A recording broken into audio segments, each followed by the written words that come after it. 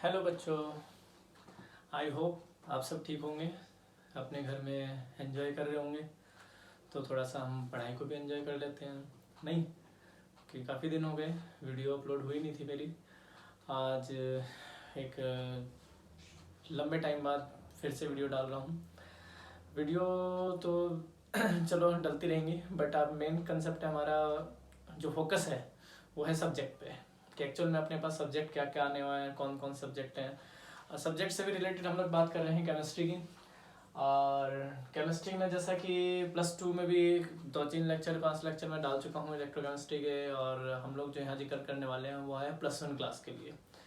तो basically lecture आज जो होगा वो +1 के लिए होगा। और जैसे कि आप लोग सभी जानते हैं कि बहुत सारे कंसेप्ट ऐसे हैं जो 11th के 12th में एज इट इज़ यूज़ होते हैं, और कुछ ऐसे कंसेप्ट भी होंगे जो टीचर कह देते हैं कि भाई 12th में बेटा ये तुम्हारे पास ना आएगा तो और एक्स्ट्रा इसको करा देंगे। ऐसे बहुत सारी चीज़ें आती हैं जो हम लोग भी एज यूजुअल बोलते हैं कि जो कुछ बच्चा पूछता है कि भाई ये 11th का कंसेप्ट है, तो हम पूछते हैं कि सर हाँ ठीक है 11th का है या फिर 12th का है। तो हम लोग जब 11th में आता है तो कहते हैं कि 12th में आएगा, और 12th में आता है तो कहते हैं कि भाई ये 11th में जनरल आएगा।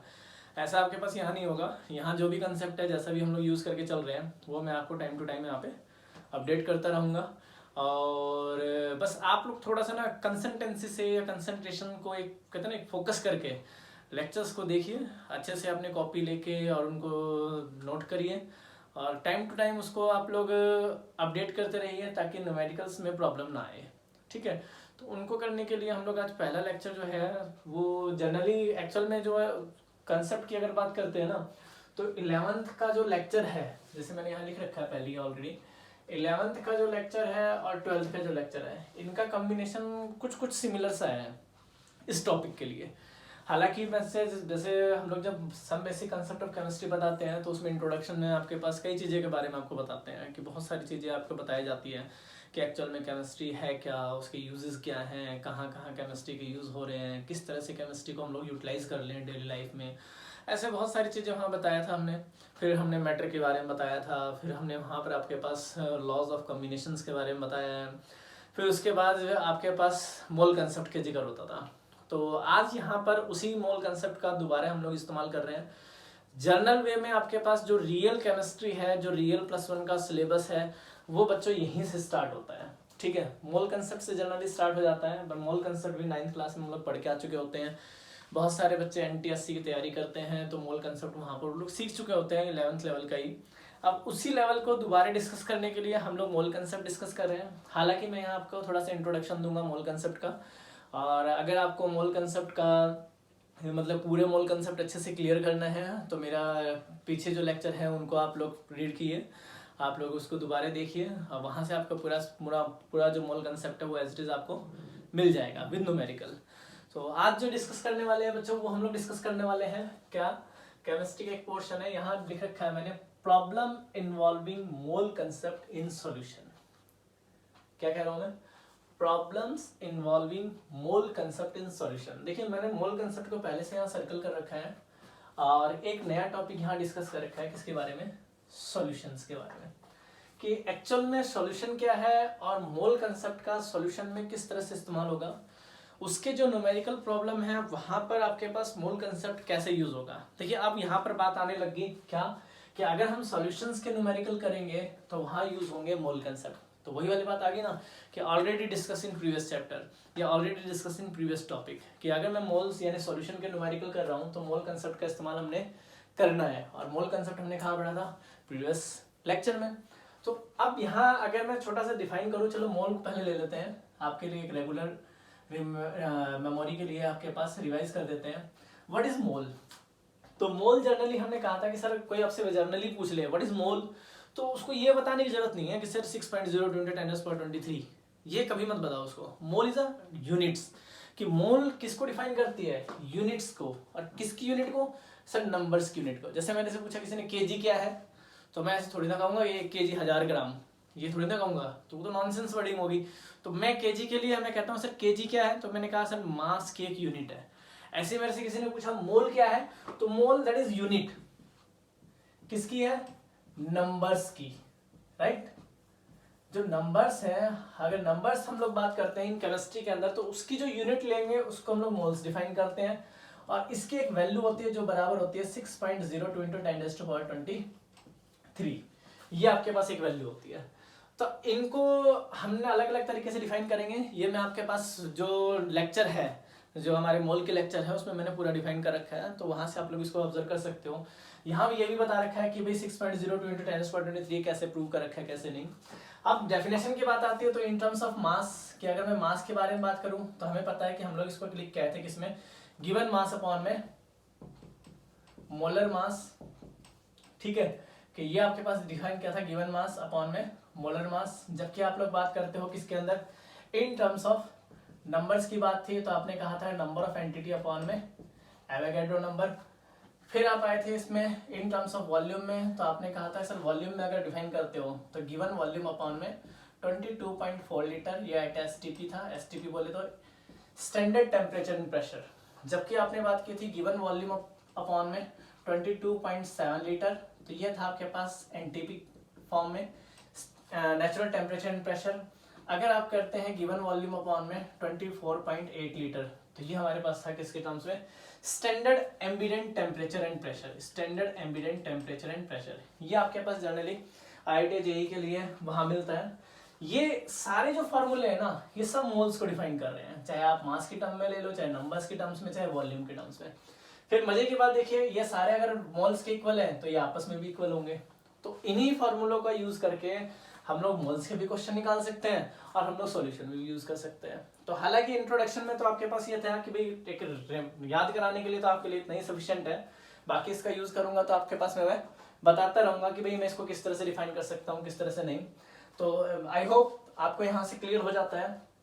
इसी चीज का यूज करते हैं। देखिए अब हम लोग जो लेके चल रहे हैं कंसेप्ट, क्या कह रहे हैं, जो कंसेप्ट आ रहा है वो आपके पास क्या आ रहा है।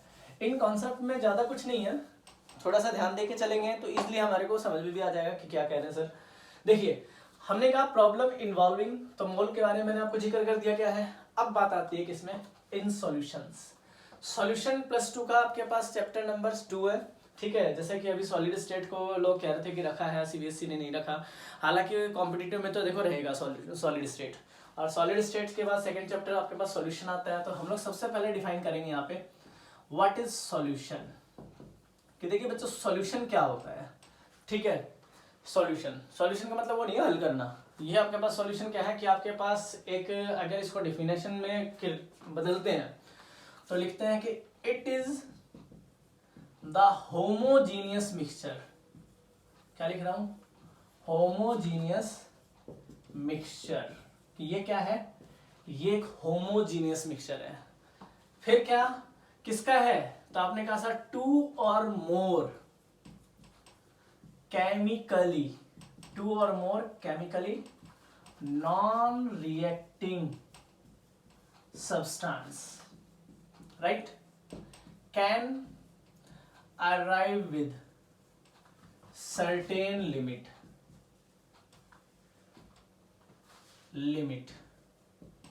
ये एक छोटी सी डेफिनेशन बनाई हमने किसकी, सॉल्यूशन की, +2 की। पहले अगर आप यूनिट उठाओगे सेकंड यूनिट, तो जनरली बहुत सारे टीचर है जो सॉल्यूशन को डिफाइन करते हैं। वो इसलिए डिफाइन करते हैं क्योंकि some basic concept of chemistry में सॉल्यूशन हम लोग काफी अच्छा पढ़ के आते हैं ताकि मोल कंसेप्ट रिवाइज हो जाए।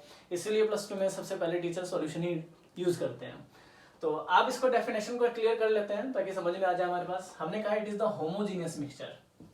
ठीक है, कब कहता है 2 और more chemically non reacting substance can arrive with certain limit.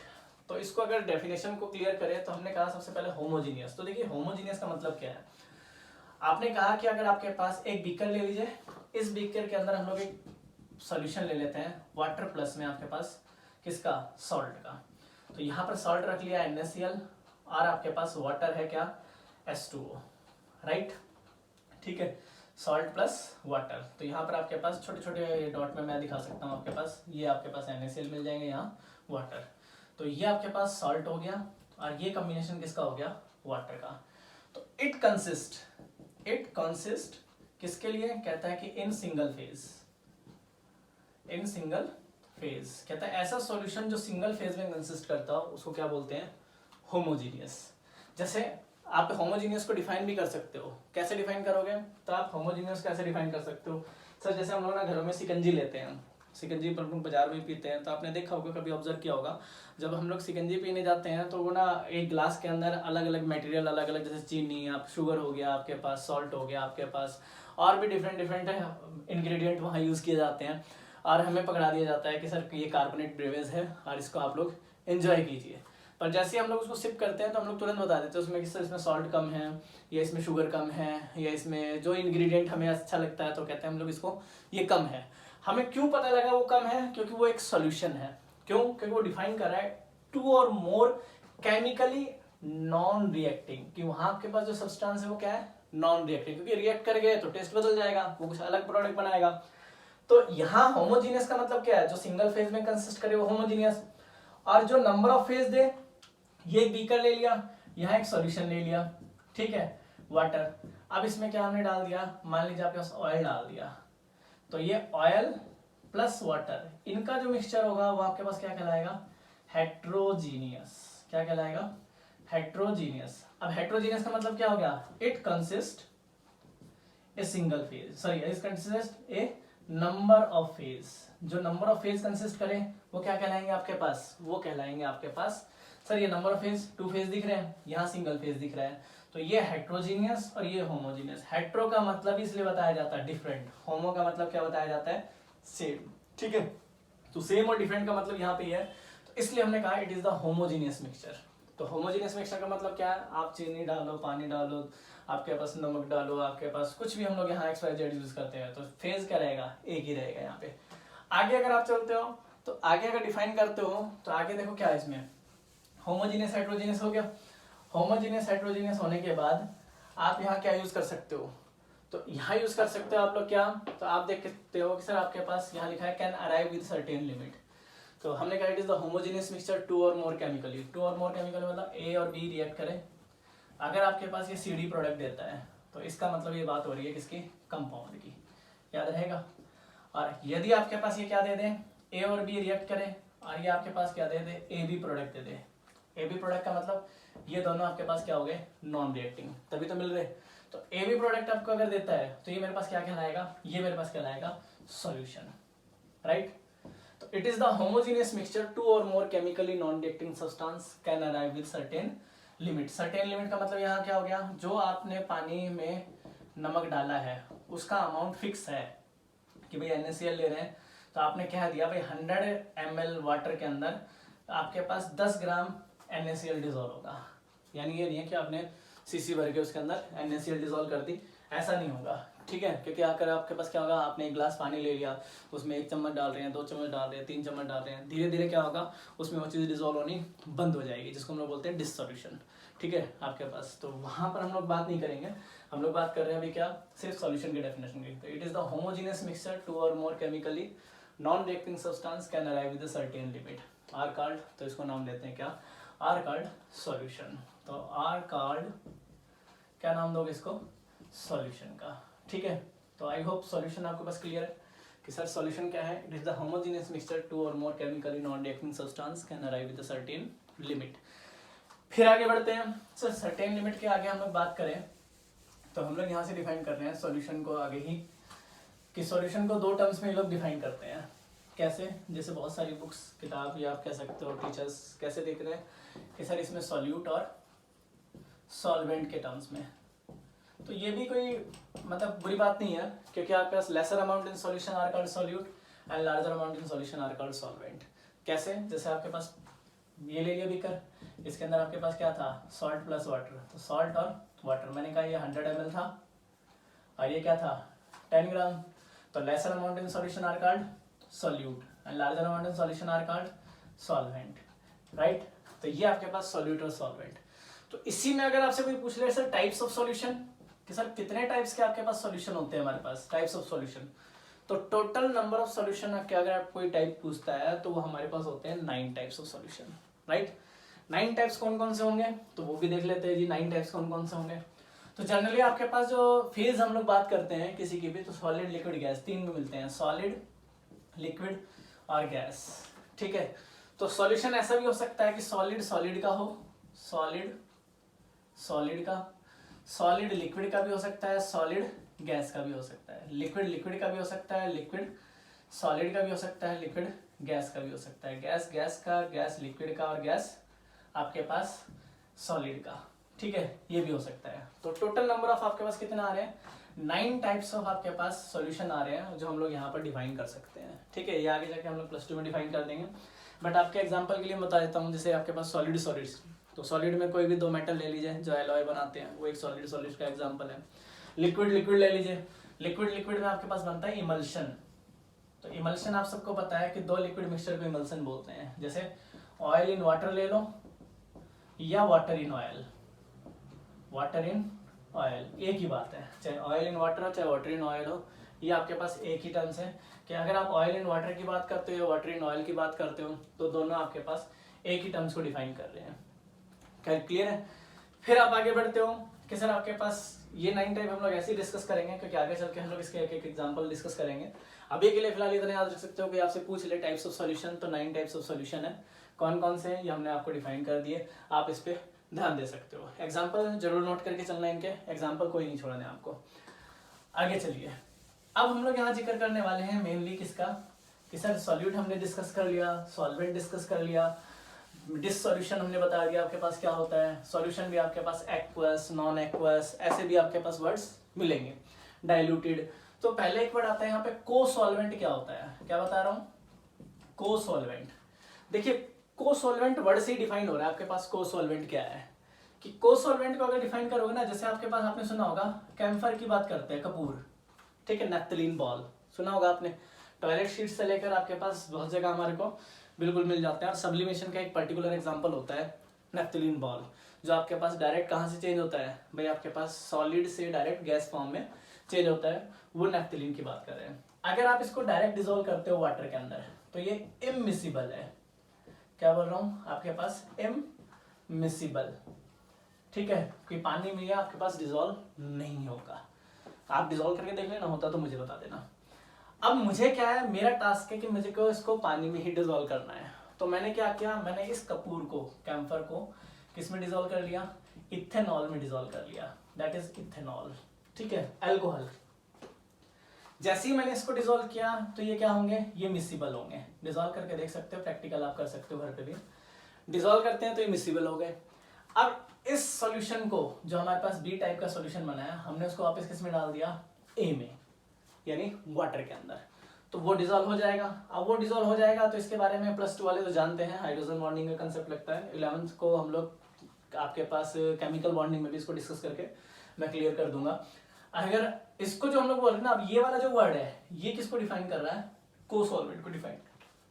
कोई पूछ ले तो आप कहोगे सर इनडायरेक्ट सॉल्वेंट भी हम लोग क्या बोलते हैं, को सॉल्वेंट बोलते हैं, ठीक है। एग्जांपल के तौर पे आप सीधा कह देना सर कपूर को पानी में डिसॉल्व करके दिखाइए, डिसॉल्व नहीं होगा, कभी भी डिसॉल्व नहीं होगा, कितना ही जोर लगा लेना कोई डिसॉल्व नहीं कर सकता इसको।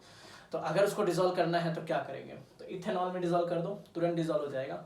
और उसको सॉल्यूशन को हम लोग किसमें डाल दें, पानी में, तो भी डिसॉल्व हो जाएगा। तो हमारे पास यहाँ पर इनऑर्गेनिक, सॉरी ऑर्गेनिक की अगर हम लोग बात करते हैं तो इथेनॉल मेरे पास क्या है, एक को सॉल्वेंट की तरह वर्क कर रहा है, ठीक है, इनडायरेक्ट सॉल्वेंट की तरह। आगे चलते हैं। तो ऐसे ही यहाँ पर आपके पास एक्वस सॉल्यूशन, भाई अगर आपके पास किसी सॉल्यूशन में पानी की मात्रा ज्यादा है तो उसको एक्वस बोलते हैं, ठीक है। पानी की मात्रा अगर उसमें ज्यादा है तो क्या बोलोगे, एक्वस बोलोगे। अगर वहां पर आपके पास क्या है कि डाइल्यूटेड की बात कर दें, कंसंट्रेटेड की बात कर दें, तो सिर्फ वहां अमाउंट ऑफ सब्सटेंस या अमाउंट ऑफ सॉल्वेंट के ऊपर डिपेंड करता है कि वो कितना है कितना नहीं। जिसकी ज्यादा होगी उसके लिए उन्हीं वर्ड का इस्तेमाल करते हैं। जैसे हमने कह दिया इनऑर्गेनिक सॉल्वेंट, तो वहां पर जो आपके पास सॉल्वेंट के टर्म्स में वो इनऑर्गेनिक होगा। अगर मैंने कह दिया ऑर्गेनिक सॉल्वेंट, तो मान लीजिए वहां अगर मैंने इथेनॉल का इस्तेमाल कर लिया एक्सेस में, तो इथेनॉल वहां ऑर्गेनिक सॉल्वेंट की तरह वर्क कर रहा है। चलिए आगे करते हैं। तो आगे हम लोग यहाँ क्या करते हैं, अब हम लोग बता रहे हैं सॉल्यूशन को डिफाइन करने के लिए कुछ टर्म्स। तो सबसे पहला टर्म्स आता है हमारे पास कंसंट्रेशन। कॉन्सेंट्रेशन, तो कॉन्सेंट्रेशन को रिप्रेजेंट करने के लिए डायरेक्ट अगर लिखूं तो फार्मूला लिख सकते हैं N/V, राइट। N क्या है, तो यहां अगर मैं इसको डिफाइन करूं तो N है number of moles of solute upon में volume of solution in litre. देखिए ये कंसंट्रेशन है, जिसको बहुत सारे शॉर्ट में क्या लिखते हैं, C = N/V लिखते हैं, ठीक है। तो अब इसमें क्या है, तो कंसंट्रेशन क्या है, वही मात्रा है, स्ट्रेंथ बता रही है, मात्रा कह दीजिए, स्ट्रेंथ कह दीजिए, मोलरिटी कह दीजिए, मोलिलिटी कह दीजिए, ppm कह दीजिए, ppb कह दीजिए, मोल फ्रैक्शन कह दीजिए, मास फ्रैक्शन कह दीजिए, नॉर्मलिटी कह दीजिए, बहुत सारी टर्म्स से हम लोग इसको इस्तेमाल करते हैं, उन्हीं टर्म्स का हम लोग जिक्र कर रहे हैं। तो हमारे पास आता है सर कंसंट्रेशन क्या है, तो number of moles of solute upon volume of solution in litre. इसको हम लोग डिफाइन करते हैं किससे, कंसंट्रेशन से, कि भाई आपके पास कोई सॉल्यूशन है, उसमें इतने मोल्स जो सॉल्यूट है वो आपके पास अवेलेबल है, कितने, इतने ml ऑफ सॉल्यूशन के अंदर या इतने लीटर ऑफ सॉल्यूशन के अंदर, वो उसकी क्या कहलाएगी, कंसंट्रेशन। ऐसे ही हम लोग उसको मोलिटी अलग अलग टर्म्स में हम लोग डिफाइन करने वाले हैं। तो अगर आपसे कोई पूछे कंसंट्रेशन क्या है तो कंसंट्रेशन बता सकते हो।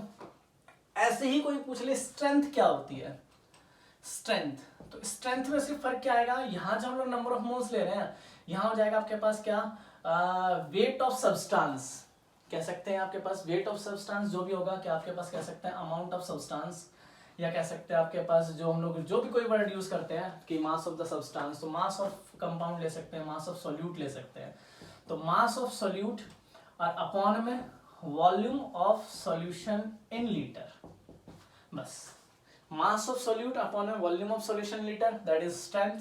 अगर आपसे कोई पूछे कंसंट्रेशन क्या है तो number of moles of solute upon volume of solution litre are called concentration, ठीक है। अब इसी कंसंट्रेशन को डिफाइन करने के लिए हम लोग डिफरेंट चीजें यहाँ स्टडी करते हैं। तो देखिए क्या है, तो कंसंट्रेशन को डिफाइन करने के लिए देखो क्या क्या पढ़ेंगे। सबसे पहली टर्म्स आती है कंसंट्रेशन, तो आप याद रखोगे जैसा कि है, सबसे पहली टर्म्स याद रखते हैं हम लोग, मोलरिटी क्या होती है, क्या कह रहा हूं मैं, मोलरिटी, राइट। कैपिटल एम से डिनोट करेंगे इसको ऑलवेज, ठीक है।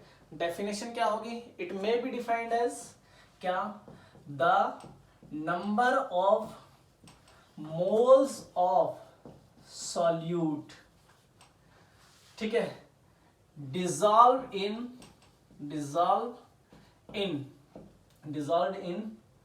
क्या कहता है कि in per litre of the solution, per litre of the solution, क्या बोला मैंने, it may be defined as the number of moles of solute dissolve per litre of the solution are called क्या लिख रहे हैं, मोलरिटी, राइट।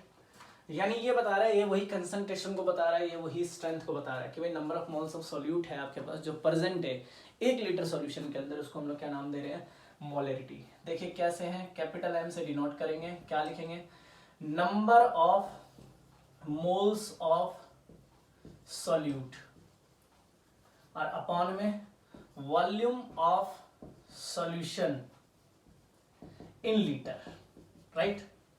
तो ये क्या डिफाइन करेगा, ये डिफाइन करेगा मोलरिटी को।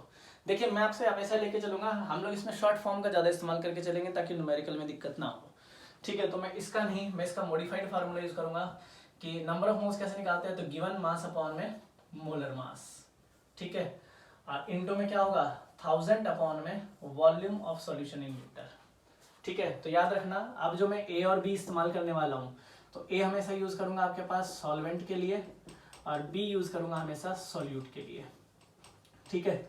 ऐसे ही अगर वो आप लोग क्या यूज करेगा, x1 x2 यूज करता है या a1 a2 यूज करता है, ठीक है, तो वो भी आप लोग सॉल्यूट और सॉल्वेंट के लिए यूज करेंगे, ये बात ध्यान रखना। तो ये वाला जो आपके पास होगा ये क्या होगा, मोलर मास ऑफ सॉल्यूट, ये क्या होगा, वेट ऑफ सॉल्यूट, ये क्या होगा, volume of solution, right. Simple direct formula बनेगा, वैल्यू पुट करो आंसर निकालो, कोई मतलब परेशानी होनी ही नहीं है। तो पहली बात क्या है सर, मोलरिटी किसको डिफाइन करता है, the number of moles of solute dissolve per litre of the solution, उसको हम लोग क्या कर रहे हैं, मोलरिटी। किससे डिफाइन करते हैं, कैपिटल एम से डिनोट करते हैं। क्या लिखेंगे, number of moles of solute upon volume, ये फार्मूला बन गया, ठीक है। वैसे लिख रहे हो तो given mass upon molar mass 1000 upon volume, तो गिवन मास किसका, B solute, M molar mass of solute, कर सकते हैं। बोलिए ऐसा भी हो सकता है, वो कह सकता है effect of temperature, effect of temperature किसमें, कहता है कि ऑन मोलरिटी। ठीक है, ये क्वेश्चन पूछ सकता है वो। वे आपके पास इफेक्ट ऑफ टेम्परेचर, टेम्परेचर का इफेक्ट बताइए मोलरिटी पे क्या पड़ता है क्या नहीं पड़ता। तो टेम्परेचर का क्या इफेक्ट पड़ेगा, तो अगर मैं इसको इसको और इसको कांस्टेंट कर दूं, तो आपको पता है कि वेट मेरा अमाउंट ऑफ सब्सटेंस कांस्टेंट हो सकता है, मोलर मास ऑलवेज कांस्टेंट होता है, और अगर आपके पास चेंज होता है तो सिर्फ क्या चेंज हो रही है, आपके पास वेरिएबल जो है वो मेरे पास जनरली वॉल्यूम है। तो अगर मैं यहाँ पर देखूं तो जनरली मेरे पास वॉल्यूम इनवर्सली प्रोपोर्शनल टू आपके पास, या मोलरिटी इनवर्सली प्रोपोर्शनल टू क्या हो जाएगा, वॉल्यूम। तो टेम्परेचर बढ़ेगा तो जनरली वॉल्यूम बढ़ता है। किसी भी चीज का अगर हम लोग टेम्परेचर बढ़ाते हैं तो उसका जनरली वॉल्यूम इंक्रीज हो जाता है। अगर आपके पास क्या है कि वॉल्यूम इंक्रीज होगा तो ऑब्वियस सी बात है मोलरिटी क्या होनी चाहिए, डिक्रीज होनी चाहिए। ठीक है, तो ये छोटी छोटी बातें हैं जो आपके पास कंसेप्चुअल क्वेश्चन के तौर पे मिल सकती है। तो ऐसी बातें थोड़ा सा आप लोग ध्यान रख के चलोगे कि सर ऐसी बातों को हम लोग किस तरह से डिफाइन कर सकते हैं। तो ये पहला टर्म से जो मोलरिटी में डिफाइन कर रहे हैं, आई होप आपको क्लियर होगा कि मोलरिटी क्या होती है क्या नहीं। हम एक इसका छोटा सा पोर्शन एक न्यूमेरिकल में कन्वर्ट कर देते हैं ताकि आपको दिक्कत ना हो न्यूमेरिकल आइडेंटिफाई करने के लिए। तो जैसे मान लीजिए मैं आपके पास यहाँ पे कोई क्वेश्चन बना देता हूँ कि मैं यहाँ लिख देता हूँ कि 4.9 ग्राम 4.9 ग्राम ऑफ H2SO4 है, dissolve in 500 centimetre cube of, किस में ले रहे हैं कि सेंटीमीटर क्यूब ऑफ सॉल्यूशन। ठीक है, तो हमें बताना है इसकी मोलरिटी क्या होगी, यानी आपको क्या निकालना है, m निकालना है, राइट। तो सिंपल सा फार्मूला है, या तो आप ये यूज कर सकते हो या ये यूज कर सकते हो, पर मेरी चॉइस कौन सी है, इसकी, ताकि मुझे किसी चीज की दिक्कत ना हो। तो वेट ऑफ द सब्सटेंस कितना दे रखा है आपके पास, तो आप कह सकते हो weight of the substance 4.9 gram. Molar mass, तो मोलर मास हम लोग पीछे के लेक्चर में डिस्कस करके आ चुके हैं। H2SO4 का मोलर मास निकालोगे तो हाइड्रोजन का एटॉमिक मास कितना होता है 1, तो 2 × 1। सल्फर का कितना होता है 32, ऑक्सीजन का 16 × में 4, टोटल 98।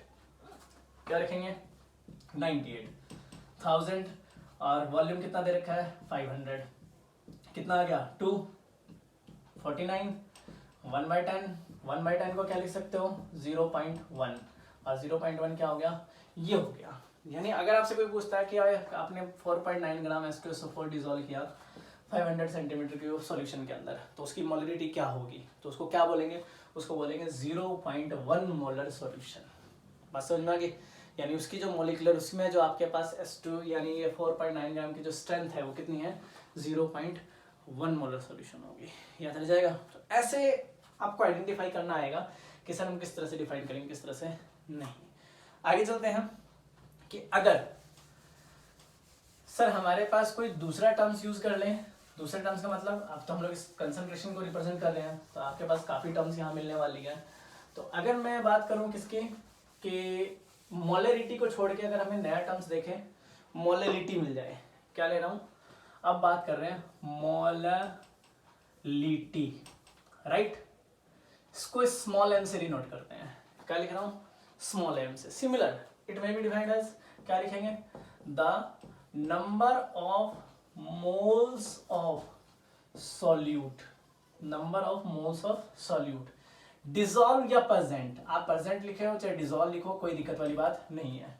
प्रेजेंट इन, तो आप कहोगे आपके पास पर केजी, यहां देखो ध्यान देना, पर केजी ऑफ सॉल्वेंट, क्लियर है। The number of moles of solute dissolve पर केजी ऑफ सॉल्वेंट, इस पे फोकस करना है। वहां पर लीटर ऑफ द सॉल्यूशन था, यहाँ पर KG of the solvent, as non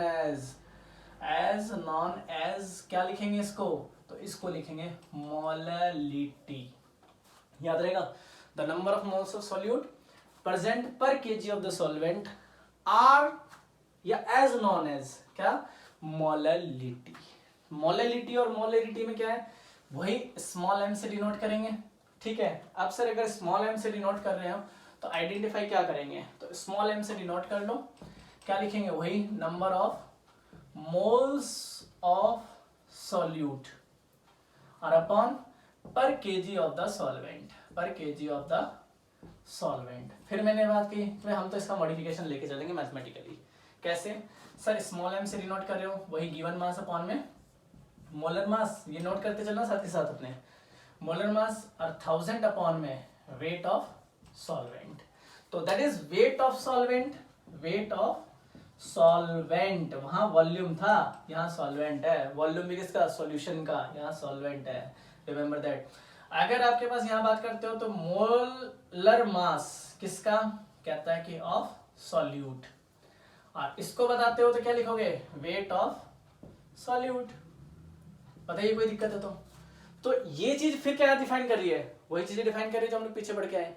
similar case आप किसके लिए ले सकते हो, जैसे आपने कहा था वहां पर क्या लिया था भाई, आपके पास 4.9 ग्राम था H2SO4 का, 4.9 ग्राम ऑफ H2SO4 जो किसमें डिजोल्व था, डिजोल्व इन, अब हम यहाँ ले लेते हैं 500 ग्राम ऑफ सॉल्यूशन, तो उसके लिए मोलिटी, तो सिंपल केस वही आपके पास गिवन मास अपॉन में मोलर मास और 1000 अपॉन में वेट ऑफ सॉल्वेंट। यहाँ ग्राम में देख लीजिए, वहां किस में था, वॉल्यूम में, कोई फर्क नहीं है। केस 2 यहाँ पर आपके पास कितना आ जाएगा 49, यहाँ पर वही आपके पास 0.1, ठीक है।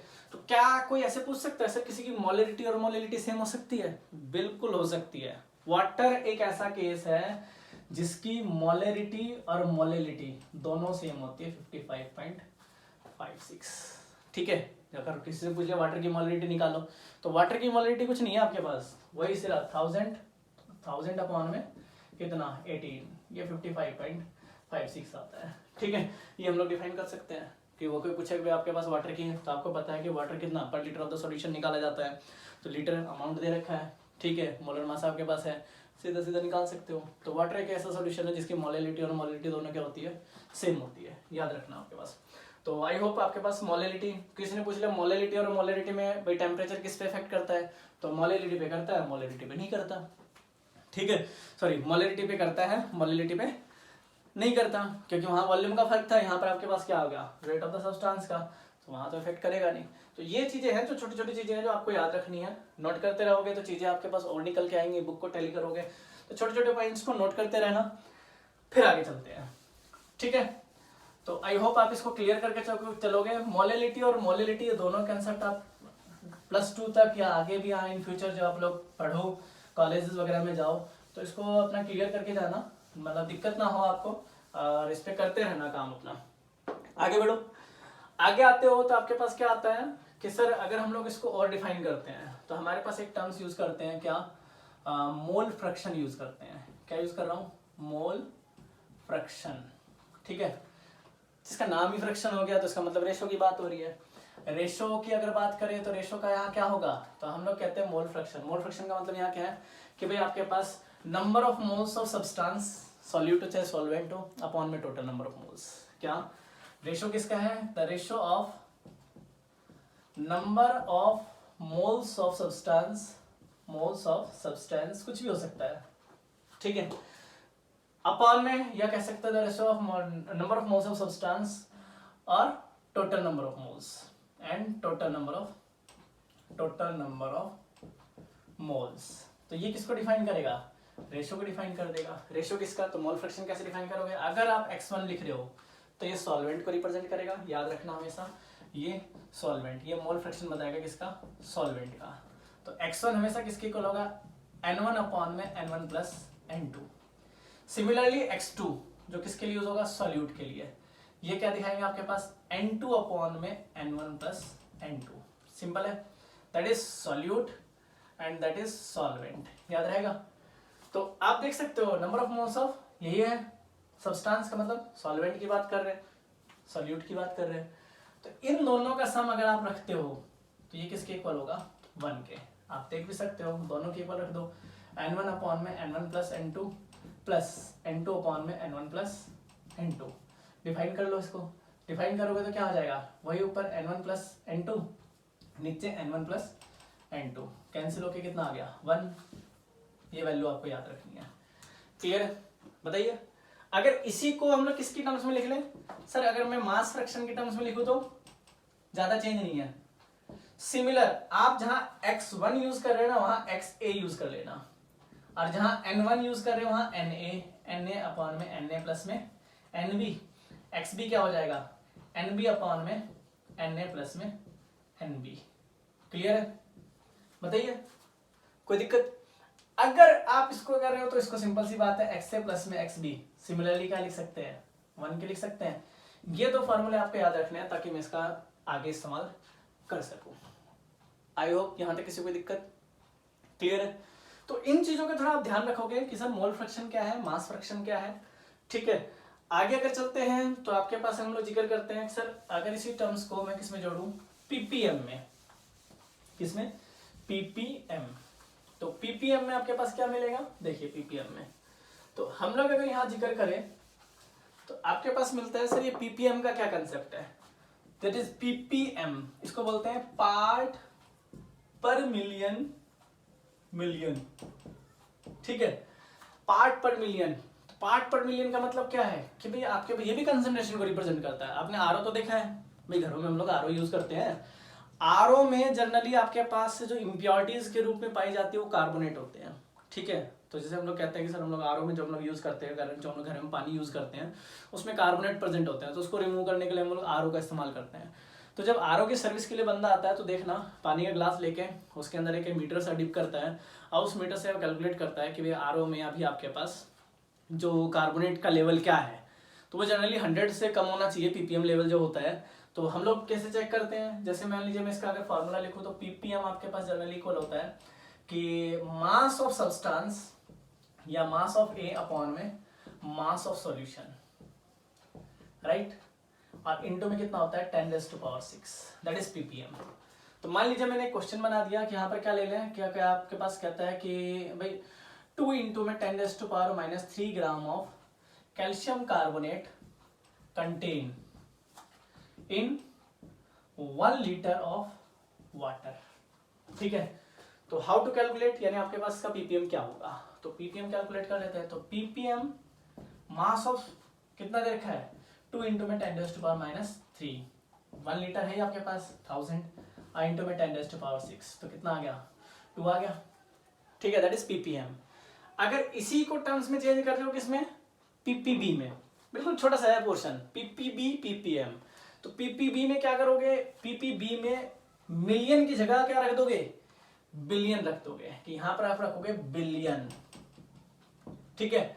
और यहां क्या हो जाएगा पीपीबी, यहां पर सेम केस में क्या रहेगा, इसको हटा के हम लोग पीपीबी, यहां पर बिलियन 9 आ जाएगा, बाकी सारे केस सिमिलर है, ठीक है। तो आपके पास कोई ऐसी दिक्कत वाली बात नहीं है, आप इसको आइडेंटिफाई भी कर सकते हो और इसको यूज भी कर सकते हो। सर पीपीबी आपके पास क्या हो जाएगा, तो सेम है 2 इंटू 10⁻³ आपके पास 3, इसका आंसर हो जाएगा। तो ये मतलब कोई ज्यादा का बड़ा कंसेप्ट नहीं है। तो हमने जितने भी यहाँ पर कंसेप्ट पढ़े हैं इन चीजों में आप लोग यही देखोगे सर, सबसे पहले हमने कंसंट्रेशन को डिफाइन किया, N/V था, ठीक है, फिर हमने स्ट्रेंथ लिया, फिर आपके पास मोलरिटी को डिफाइन किया, फिर मोलिलिटी को डिफाइन किया, ठीक है, फिर आपके पास आपने किसको डिफाइन किया, मोलिलिटी, फिर मोल फ्रैक्शन को डिफाइन किया, फिर मास फ्रैक्शन को डिफाइन किया, ठीक है, फिर आपने पीपीएम डिफाइन किया, फिर पीपीबी डिफाइन किया। तो पहले तो आप क्या करोगे, इसके फॉर्मूले, इसके आपके पास क्वेश्चंस को, इसके आपके पास मीनिंग्स को क्लियर करोगे। और उसके बाद हमारे पास अभी क्या बचता है, अभी हमारे पास बचता है फॉर्मेलिटी, ठीक है, नॉर्मेलिटी में इक्विवेलेंट वेट, इनके सारी चीजों के बारे में। तो हम लोग अभी इनके बारे में डिस्कस करेंगे और फिर इनके न्यूमेरिकल्स के बारे में डिस्कस करेंगे। तो आई होप आप इन चीजों को अच्छे से स्टडी करोगे। स्टडी करने के बाद हम लोग इसमें आगे के कंसेप्ट के बारे में डिस्कस करेंगे और अगले लेक्चर में हम लोग यही डिस्कस करेंगे कि आपके पास फॉर्मेलिटी, नॉर्मेलिटी आपके पास क्या होगा क्या नहीं होगा। तो इस चीज पे आप थोड़ा फोकस कीजिए, फिर अपने